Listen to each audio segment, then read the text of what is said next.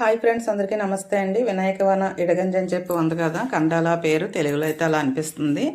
మేము మురుడేశ్వర్ వెళ్ళి అక్కడ దర్శనం చేసుకుని గోకర్ణ వస్తుంటే దారిలో అయితే ఈ పార్క్ దగ్గర అయితే మమ్మల్ని భోజనానికి ఆపారండి. పార్క్ అయితే చాలా పెద్దగా పెద్ద పెద్ద చెట్లతో చాలా బాగుంది. ఇక్కడ చూడండి, ఫోటో ఫ్రేమ్ అది ఎలా ఉంటే మా వాళ్ళందరూ కూడా ఫుల్ ఎంజాయ్ చేస్తున్నారు ఇక్కడ ఫోటోలు తీసుకుంటా. ఈ కనిపించే చెట్టు కింద అయితే మాకు భోజనాలు ఏర్పాట్లు అవి చేశారు. ఆ రోజు రిపబ్లిక్ డే అండ్ ఇక్కడ జెండా కూడా చక్కగా ఎగురుతుంది. ఇక్కడ వినాయకుడు ఉన్నాడు కదా, ఇక్కడ నుంచి లెఫ్ట్ సైడ్ అలా వెళ్తే వినాయక వ్రతకథ అంతా కూడా విగ్రహాల రూపంలో చిత్రీకరించి అయితే ఉంది. చూద్దాము. పార్వతీదేవి నలుగు పెట్టి బాలుడిని అయితే తయారు చేస్తుంది కదా, అదండి ఇక్కడ. దాని పక్కనే వినాయకుడిని కాపలా పెట్టి స్నానానికి వెళ్తే అప్పుడు పరమశివుడు వస్తే వినాయకుడు అయితే పంపించడు కదా అని లోపలికి వెళ్తానని చెప్తే ఎంత చెప్పినా సరే వినడు కదా, లోపలికి అయితే వెళ్ళనివ్వడు.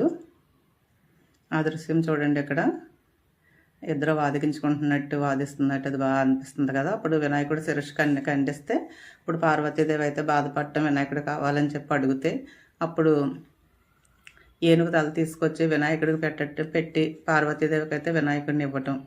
ఇక్కడ చక్కగా మన మనుషులు ఎంత హైట్ ఉంటారో అంత హైట్లో అయితే ఈ విగ్రహాలు అయితే ఉన్నాయండి. చూడటానికి అయితే చాలా బాగున్నాయి. ఇక్కడ చూడండి, వినాయకుడు అయితే హ్యాపీగా కూర్చుని లడ్డూలు అయితే బాగా తింటున్నాడు కదా. పక్కనే ఎలక వాహనం కూడా ఉంది. భక్తులేమో లడ్డూలు అవి తీసుకురావటం, అలాగే పక్కన చంద్రుడు వినాయకుడిని చూసి నవ్వటం అలా. దీని తర్వాత అయితే కొంచెం గ్యాప్ ఇచ్చారండి. కొంచెం గ్యాప్ ఇచ్చి ఇవన్నీ చెట్లే ఉన్నాయి. ఇక్కడ నుంచి కొంచెం ముందుకు వెళ్తే ఇక్కడ ఈశ్వరుడు పార్వతి కైలాసంలో ఉన్నట్టయితే అలా ఆ విగ్రహం అలా అనిపించింది. ఇక్కడ నుంచి మళ్ళీ వరుసగా ఇలా వినాయకుడు విగ్రహాలన్నీ అయితే ఇలా ఉన్నాయి.